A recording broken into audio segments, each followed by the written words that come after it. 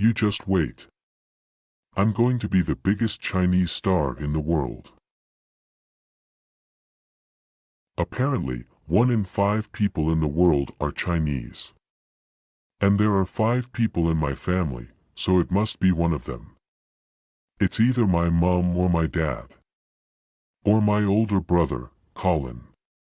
Or my younger brother, Ho Chan Chu. But I think it's Colin. When written in Chinese, the word crisis is composed of 2 characters. One represents danger and the other represents opportunity. Remember, sex is like a Chinese dinner. It ain't over till you both get your cookie. China is a big country, inhabited by many Chinese. Sometime in the future, 25, 50, 75 years hence, what will the situation be like then? By that time the Chinese will have the capability of delivery too. Me only have one ambition, you know. I only have one thing I really like to see happen. I like to see mankind live together, black, white, Chinese, everyone, that's all. There is this myth, that America is a melting pot, but what happens in assimilation is that we end up deliberately choosing the American things, hot dogs and apple pie, and ignoring the Chinese offerings. The Chinese people have only family and clan groups, there is no national spirit. Consequently, in spite of 400 million people gathered together in one China, we are, in fact, but a sheet of loose sand. I was eating in a Chinese restaurant downtown. There was a dish called Mother and Child Reunion. It's chicken and eggs. And I said, I gotta use that one. When our thousands of Chinese students abroad return home, you will see how China will transform itself. I have Chinese blood in me. I am not ashamed to admit that perhaps the great leaders of our country all have Chinese blood. The Chinese nation is a great nation, it has been through hardships and adversity but remains indomitable.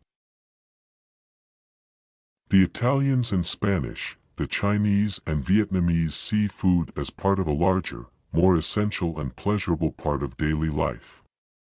Not as an experience to be collected or bragged about, or as a ritual like filling up a car, but as something else that gives pleasure, like sex or music, or a good nap in the afternoon.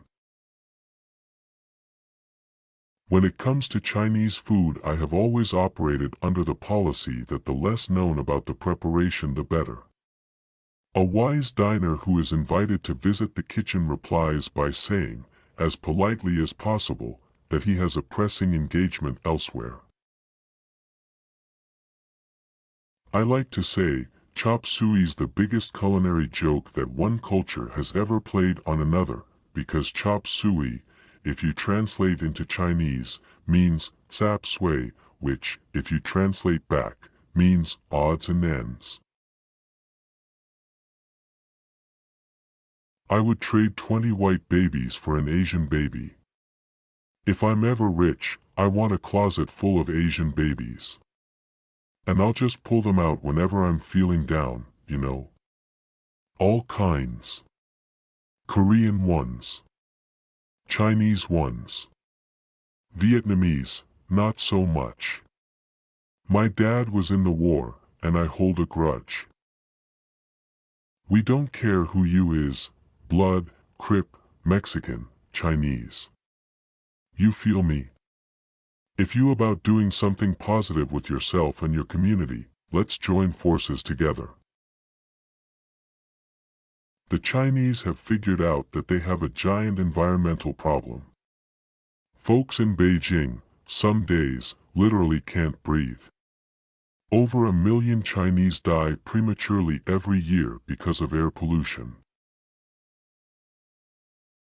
America's greatest long-term influence on China comes from playing host to the thousands of students who come from China each year, some of the ablest Chinese scholars and scientists. They will be the most powerful agents for change in China. We must always remember that the Chinese Revolution was not a peasant's revolution, but one of the extreme right. It is my dream that Chinese medicine will help us conquer life-threatening diseases worldwide and that people across the globe will enjoy its benefits for health promotion. Increasingly, the Chinese will own a lot more of the world because they will be converting their dollar reserves and U.S. government bonds into real assets. My long struggles as a soldier of the Chinese Revolution have forced me to realize the necessity of facing hard facts. There will be neither peace, nor hope, nor future for any of us unless we honestly aim at political, social and economic justice for all peoples of the world, great and small. I was a hyperactive kid, and it took a while for me to find the right teacher. My master was a Shaolin Kung Fu teacher, but he also taught Tai Chi, Chinese medicine, brush painting. He was adept at all facets of Chinese culture. The Philippines must ensure that it adopts, as much as possible, an equibalancing strategy towards both China and America. To push back against Chinese adventurism by deepening Philippine dependence on another power runs counter to the very logic of protecting its national sovereignty. The Chinese culture belongs not only to the Chinese but also to the whole world.